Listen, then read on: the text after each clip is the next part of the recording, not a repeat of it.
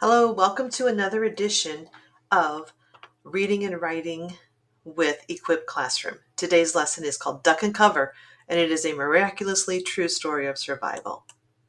Please remember, Equip Classroom is designed to give you fun teaching videos that engage your class, whether public, private, or homeschooling, with rigorous real-life reading and writing experiences. As former educators, we do know full well how time-consuming preparing curriculum can be on a daily basis. And if you're homeschooling, these lessons are going to offer you a chance to give your students high-quality reading and writing instruction without the burden falling on you to put it all together.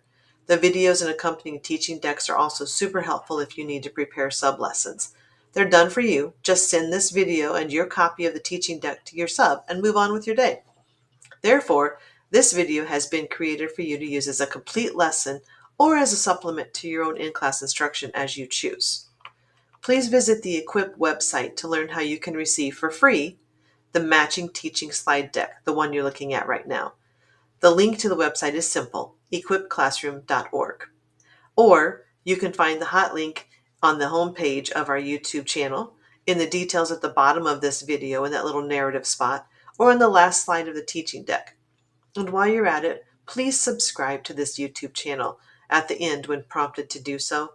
Your support keeps us going, and it gives us so many opportunities to continue creating lessons, which are always for you to use for free.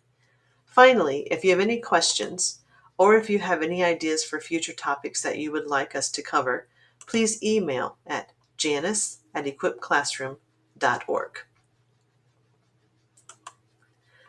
You're going to find this exact slide deck, as I mentioned, on the Equip Classroom website, again at equipclassroom.org. Or you can also find that link, remember, in the YouTube overview or in the narrative at the bottom of this video.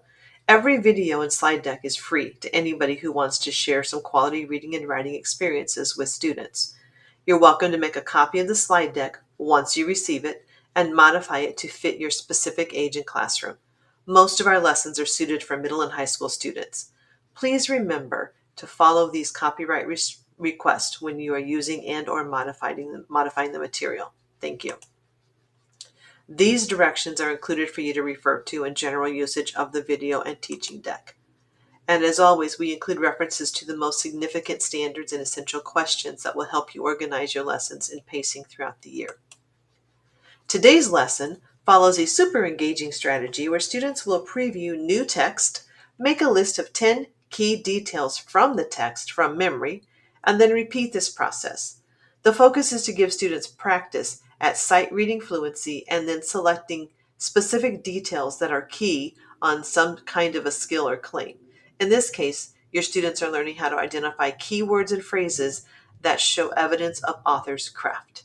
The detailed directions here will help you use the slide deck efficiently with your classroom, whether you're using this teaching video or if you're teaching in person with the lesson materials.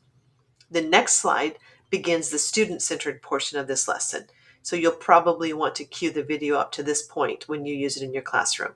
I'll pause for a couple of seconds just in case you need that quiet time.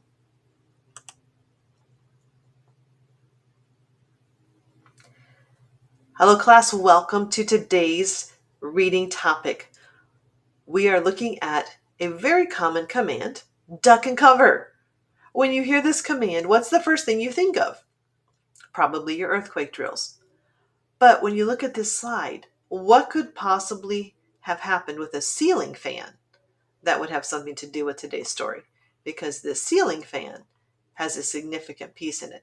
You are about to read and explore and analyze a genuinely true story that really is a miraculous story of survival. Someone could have been decapitated.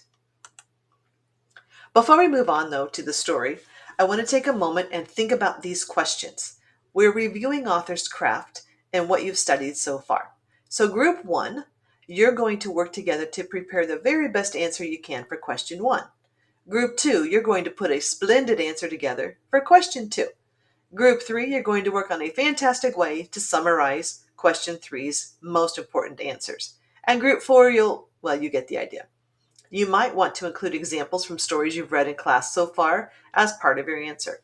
You're going to get 5 minutes to discuss your assigned question, Jot down the key things you want to share and rehearse your responses.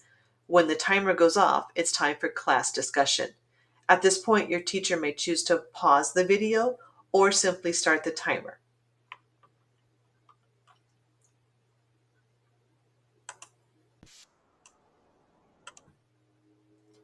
Now that you've had time to review those reading skills and author's craft, I'm going to let you in on the specific questions that you'll be exploring today as you use your author's craft skills in analyzing this story. So take another minute, jot down these two big questions in your notebook. You want to have them as a reference. Go ahead, take a minute, jot them down. Your teacher will pause the video again or just set the timer.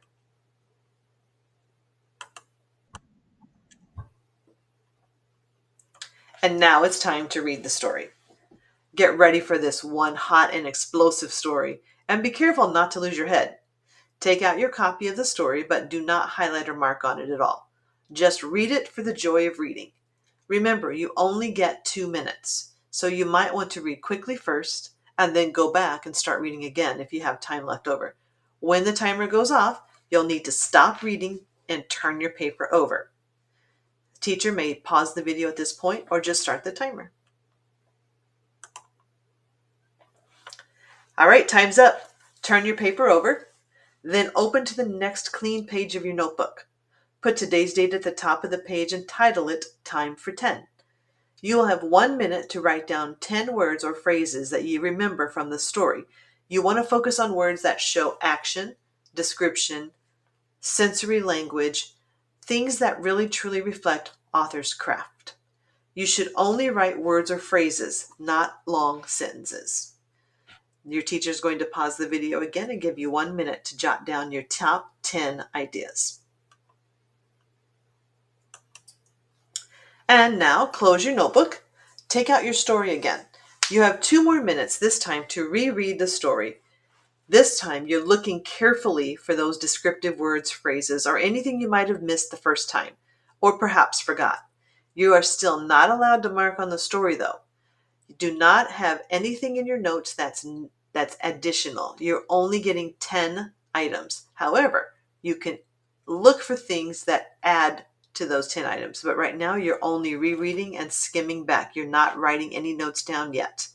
The teacher will pause the video again and give you 2 minutes. All right, turn the story over again. Open up to your Time for 10 notes. Now you have 2 more minutes to add to your original list by expanding your ideas. That means you're going to add new information to the ideas or thoughts that you already have on your top 10.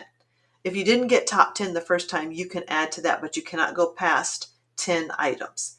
You should be looking for new or different ways to expand your ideas on that original list.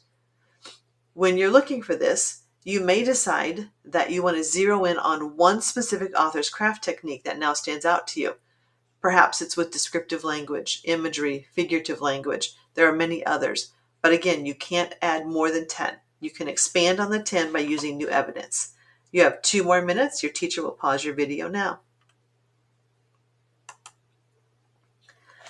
Time for group work. This time you're going to take your list and you're going to compare them. So if you follow the directions well, you only have 10 items on your list, like a top 10 list. Those 10 ideas should have additional thoughts or expanded notes when you did your second pass of the story, but you should not have more than 10. With your group, you're going to get some time to compare your list and create big ideas that show the most common ideas and evidence that as a group you've come up with. Then you're going to identify 2 major categories that cover the author's most frequently used forms of craft techniques. Be prepared to share your text evidence and prove your category headings. You can't just name something without any evidence to back it up. You have to have evidence that's really solid that proves what you're talking about. You're going to get 5 minutes to compare your list and come up with 2 major categories that show author's craft techniques. And just to help, here are some suggestions. You could be looking at any one of these 6 ideas in author's craft techniques, like inner thinking, tone or mood, hyperbole, action words and phrases, similes, imagery. And we've even given you some examples of text evidence here, but you need to use your own evidence. There are other kinds of author's craft techniques. You, however, are mining the text, looking for things that you believe show the best evidence for the two techniques that you think are the most purposeful from this author in this story. And then make sure you're able to explain why you think she used those techniques more than the others. Your teacher will pause the video here and you'll have 5 minutes as a group to zero in on two specific areas you think are the most significant in this story.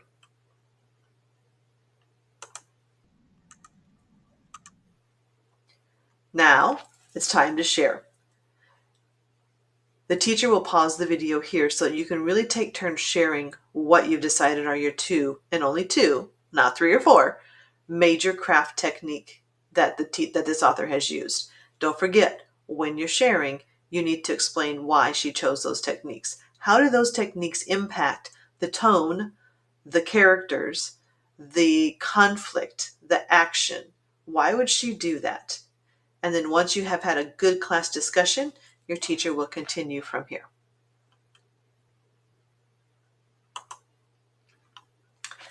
So as we wrap up today's lesson, remember this is a true and really crazy story of survival. What other connections could you make that would apply to other real-life situations in this story? Think about these questions. Discuss some of them maybe in your small group or with a partner, or perhaps just take some class time to talk about them. And then individually choose one of them that you can most relate to and write well on it for 10 or 15 minutes. We're not looking at essays here. You're looking at ways to respond and connect what you know in your real world to something that happened in this very true story. You might want to even connect it with another subject. Your teacher is going to pause here again and give you plenty of time to do this. And then from there, you may share with groups or however your teacher has decided to have you go about it. Thank you very much for spending time with us today. I hope you enjoyed the lesson. I hope no ceiling fan blades ever break off and fly over your head because it is a terrifying experience. And every time you have an earthquake drill, remember, duck and cover is worth more than just the earthquake. Have a great day. I'll talk to you again soon.